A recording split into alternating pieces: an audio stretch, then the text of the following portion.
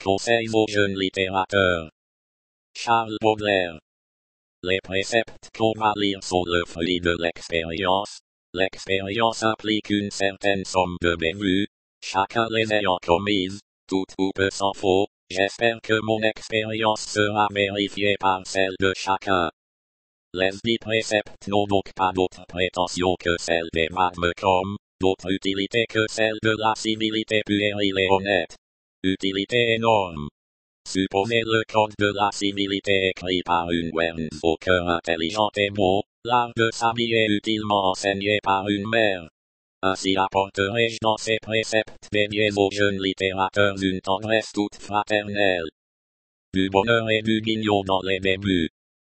Les jeunes écrivains qui, parlant d'un jeune confrère avec un accent mêlé d'envie, disent « C'est un beau début, il a eu un fier bonheur ». Ne réfléchissent pas que tout début a toujours été précédé et qu'il est l'effet de 20 autres débuts qu'ils n'ont pas connus. Je ne sais pas si, en fait de réputation, le coup de tonnerre a jamais eu lieu.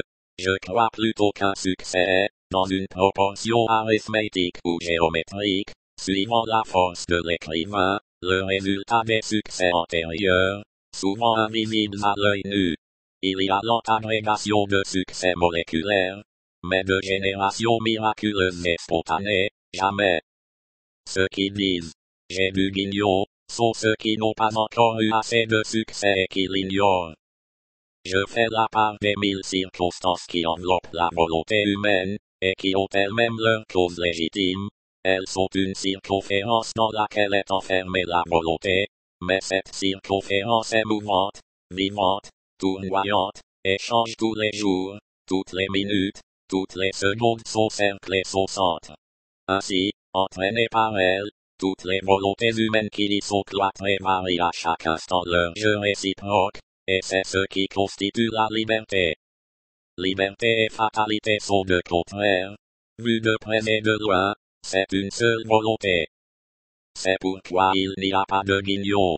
Si vous avez du guignol, c'est qu'il vous manque quelque chose. Ce quelque chose, connaissez-le, et étudiez le jeu des volontés voisines pour déplacer plus facilement la circonférence. Un exemple entre 1000. Plusieurs de ceux que j'aime et que j'estime s'emportent contre les popularités actuelles, Eugène Sue, Paul Féval, des logogriphes en action, mais le talent de ces gens, pour frivole qu'ils soient, n'en existe pas moins, et la colère de mes amis n'existe pas, ou plutôt elle existe en moins, car elle est du temps perdu, la chose du monde la moins précieuse. La question n'est pas de savoir si la littérature du cœur ou de la forme est supérieure à celle en vogue. Cela est trop vrai, pour moi du moins. Mais cela ne sera qu'à moitié juste, tant que vous n'aurez pas dans le genre que vous voulez installer autant de talent que j'ai su dans le sien. Allumez autant d'intérêt avec des moyens nouveaux. Possédez une force égale et supérieure dans un sens contraire. Doublez, triplez, quadruplez la dose jusqu'à une égale concentration, et vous n'aurez plus le droit de médire du bourgeois, car le bourgeois sera avec vous. Jusque-là, Mordicti. Car rien n'est vrai que la force qui est la justice suprême. Des salaires. Quelque belle que soit une maison, elle est avant tout, avant que sa beauté soit démontrée, tant de mètres de haut sur tant de large. De même la littérature, qui est la matière la plus inappréciable, est avant tout un remplissage de colonnes, et l'architecte littéraire, dont le nom seul n'est pas une chance de bénéfice, doit vendre à tous prix. Il y a des jeunes gens qui disent, puisque cela ne vaut que si peu, pourquoi se donner tant de mal? Ils auraient pu livrer de la meilleure ouvrage, et dans ce cas, ils n'eussent été volés que par la nécessité actuelle, par la loi de la nature. Ils se sont volés eux-mêmes, mal payés, ils eussent pu y trouver de l'honneur, mal payés, ils se sont déshonorés. Je résume tout ce que je pourrais écrire sur cette matière, en cette maxime suprême que je livre à la méditation de tous les philosophes, de tous les historiens, et de tous les hommes d'affaires. Ce n'est que par les beaux sentiments qu'on parvient à la fortune. Ceux qui disent, pourquoi se fourrer la rate pour si peu?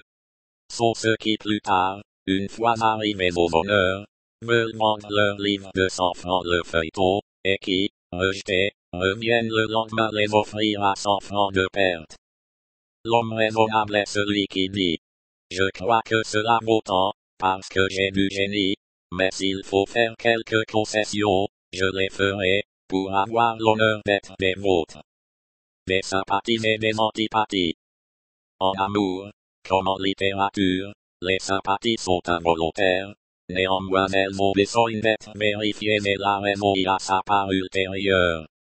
Les vraies sympathies sont excellentes, car elles sont deux en un, les fausses sont détestables, car elles ne font qu'un, moins l'indifférence primitive, qui vaut mieux que la haine, suite nécessaire de la duperie et du désillusionnement. C'est pourquoi j'admets et j'admire la camaraderie, en tant qu'elle est fondée sur des rapports essentiels de raison et de tempérament. Elle est une des saines manifestations de la nature, une des nombreuses applications de ce proverbe sacré.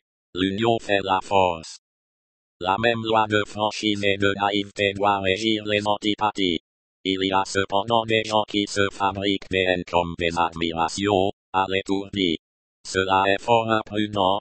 C'est se faire un ennemi, sans bénéfice et sans profit. Un coup qui ne porte pas n'en blesse pas moins au cœur le rival à qui il était destiné, sans compter qu'il peut à gauche ou à droite blesser un des témoins du combat.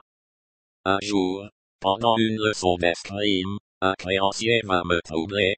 Je le poursuivis dans l'escalier à coups de fleuret.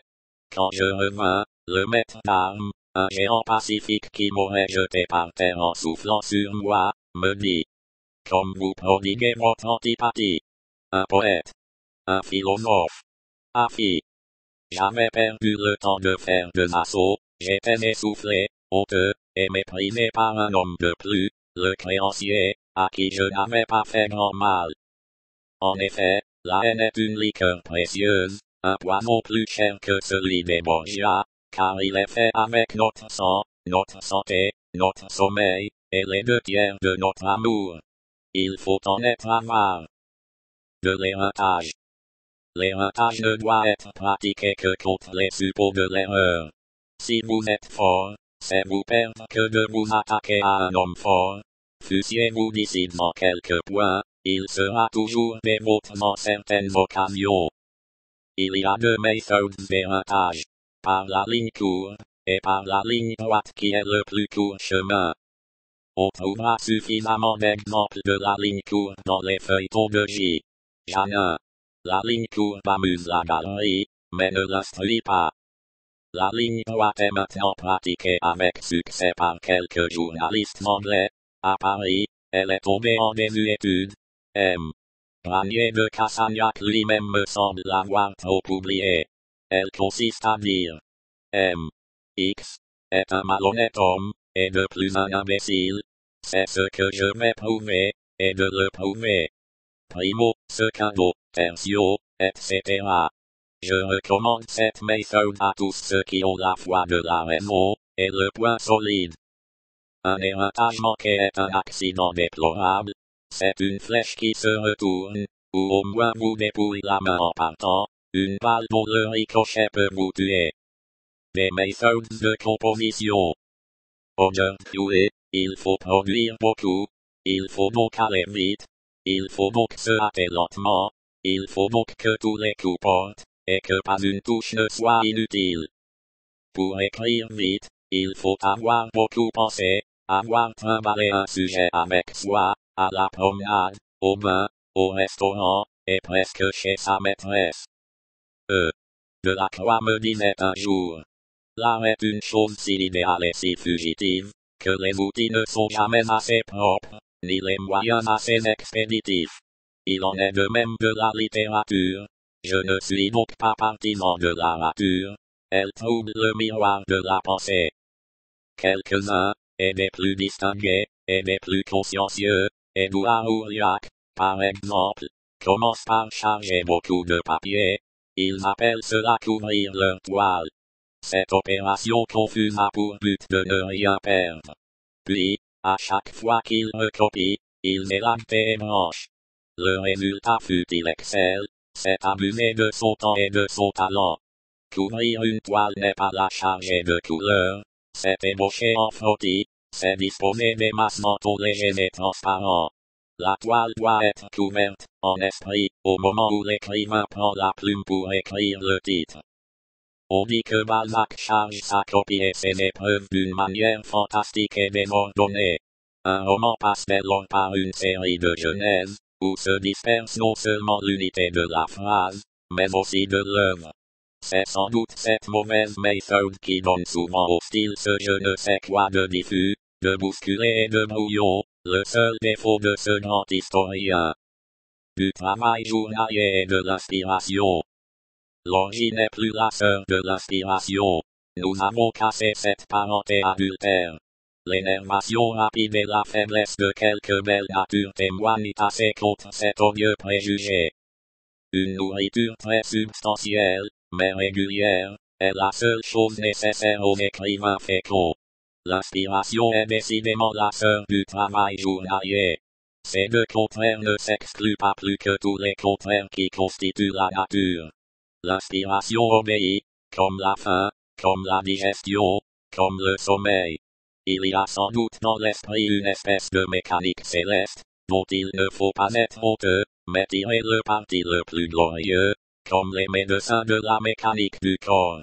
Si l'on veut vivre dans une contemplation opiniâtre de l'œuvre de demain, le travail journalier servira à l'inspiration, comme une écriture lisible sert à éclairer la pensée, et comme la pensée calme et puissante sert à écrire lisiblement, car le temps des mauvaises écritures n'est passé. De la poésie. Quant à ceux qui se livrent ou se sont livrés avec succès à la poésie, je leur conseille de ne jamais l'abandonner. La poésie est un des arts qui rapporte le plus, mais c'est une espèce de placement dont on ne touche que tard les intérêts, en revanche très gros. Je défie les envieux de me citer de beaux vers qui aient ruiné un éditeur. Au point de vue moral, la poésie établit une telle démarcation entre les esprits du premier ordre et ceux du second, que le public le plus bourgeois n'échappe pas à cette influence despotique. Je connais des gens qui ne lisent les feuilletons, souvent médiocres, de Théophile Gautier, que parce qu'il a fait la comédie de la mort. Sans doute ils ne sentent pas toutes les grâces de cette œuvre, mais ils savent qu'il est poète. Quoi d'étonnant, d'ailleurs, puisque tout homme bien portant peut se passer de manger pendant 2 jours, de poésie, jamais. L'art qui satisfait le besoin le plus impérieux sera toujours le plus honoré. Des créanciers. Il vous souvient sans doute d'une comédie intitulée Désordre et génie. Que le désordre ait parfois accompagné le génie, cela prouve simplement que le génie est terriblement fort. Malheureusement, ce titre exprimait pour beaucoup de jeunes gens, non pas un accident, mais une nécessité. Je doute fort que au vu des créanciers, Hoffmann lui-même, le désordonné Hoffmann, pris par des nécessités plus fréquentes, aspirait sans cesse à en sortir, et du reste il est mort au moment où une vie plus large permettait à son génie un essor plus radieux. N'ayez jamais de créanciers, faites, si vous voulez, semblant d'en avoir, c'est tout ce que je puis vous passer. Des maîtresses. Si je veux observer la loi des contrastes, qui gouverne l'ordre moral et l'ordre physique, je suis obligé de ranger dans la classe des femmes dangereuses aux gens de lettres, la femme honnête, le bas bleu et l'actrice. La femme honnête, parce qu'elle appartient nécessairement à 2 hommes, et qu'elle est une médiocre pâture pour l'âme despotique d'un poète. Le bas bleu, parce que c'est un homme manqué. L'actrice, parce qu'elle est frottée de littérature et qu'elle parle argot. Bref, parce que ce n'est pas une femme dans toute l'acception du mot, le public lui étant une chose plus précieuse que l'amour. Vous figurez-vous un poète amoureux de sa femme et contraint de lui voir jouer un travesti? Il me semble qu'il doit mettre le feu au théâtre. Vous figurez-vous celui-ci obligé d'écrire un rôle pour sa femme qui n'a pas de talent? Et cet autre suant à rendre par des épigrammes au public de l'avant-scène les douleurs que ce public lui a faites dans l'être le plus cher, cet être que les orientaux enfermaient sous triple clé, avant qu'il ne vinssent étudier le droit à Paris. C'est parce que tous les vrais littérateurs ont horreur de la littérature à certains moments, que je n'admets pour eux, âmes libres et fières, esprits fatigués, qui ont toujours besoin de se reposer leur 7e jour, que de classes de femmes possibles. Les filles ou les femmes bêtes, l'amour ou le pot-au-feu. Frère, est-il besoin d'en expliquer les raisons?